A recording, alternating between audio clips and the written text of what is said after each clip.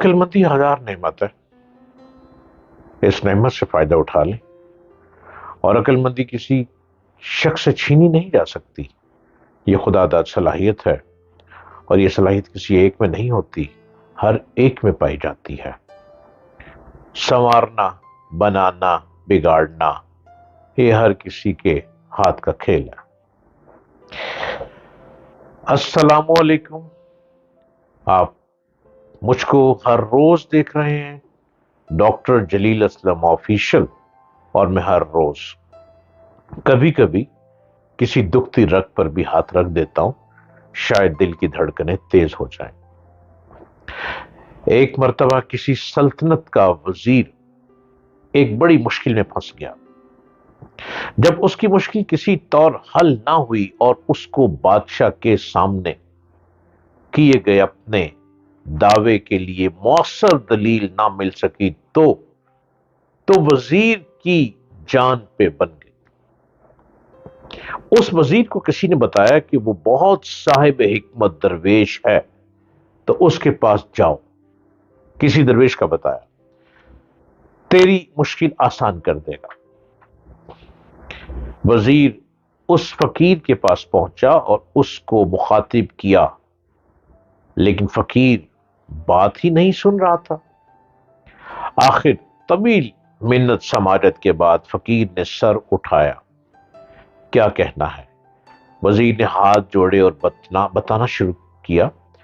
ایک مہینہ پہلے ہمارے بادشاہ سلامت نے اچانک دربار میں ایک سوال اچھالا کہ کامیاب کردار کے لیے تربیت زیادہ کارآمد ہے یا ماحول؟ میرے ایک ہم منصب وزیر نے جھوٹ کہا کہ عالیجا تربیت، جبکہ میں نے عجلت میں کہا جناب ماحول تربیت پر فوقیت رکھتا ہے۔ بادشاہ سلامت نے ہماری طرف بڑی رعونت سے دیکھا اور فرمایا تم دونوں کو اپنا اپنا جواب عملی طور پر ثابت کرنا ہوگا۔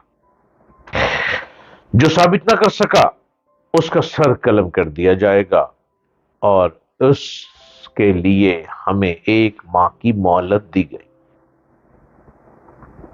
ہم دونوں اپنے جواب کی عملی تعبیر تراشنے کے لیے لگ گئے ہیں۔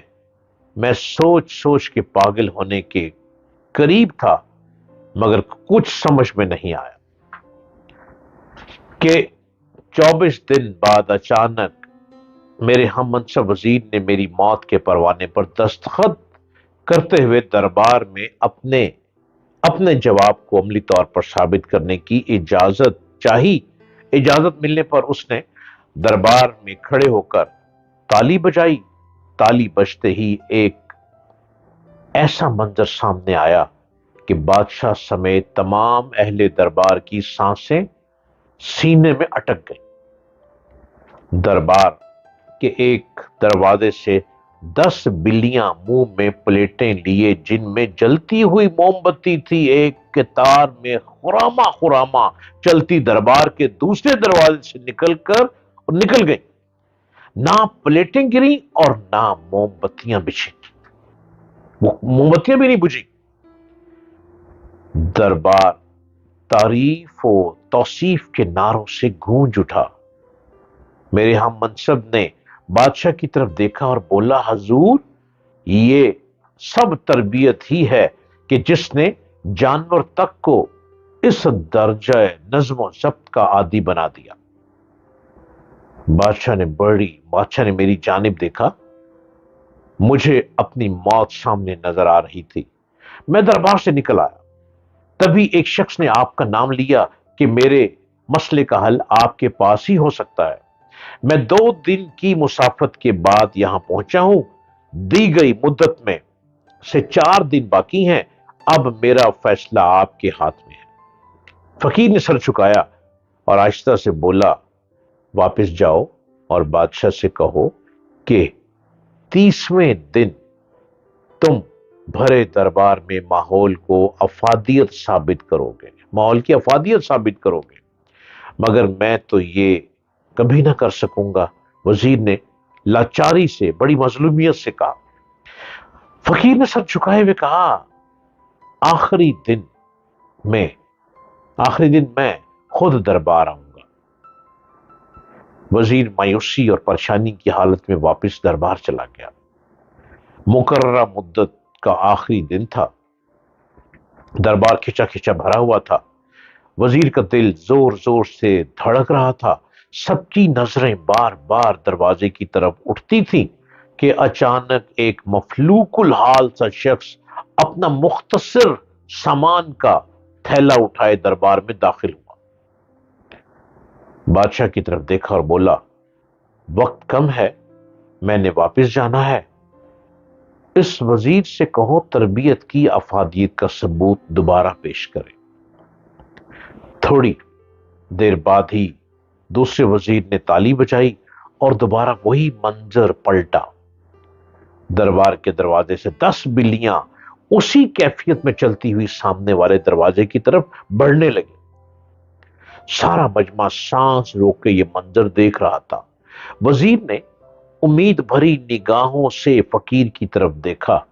جب بلیاں عین دروازے کے درمیان پہنچی تو فقیر آگے بڑھا اور ان کے درمیان جا کے اپنا تھیلا الٹ دیا۔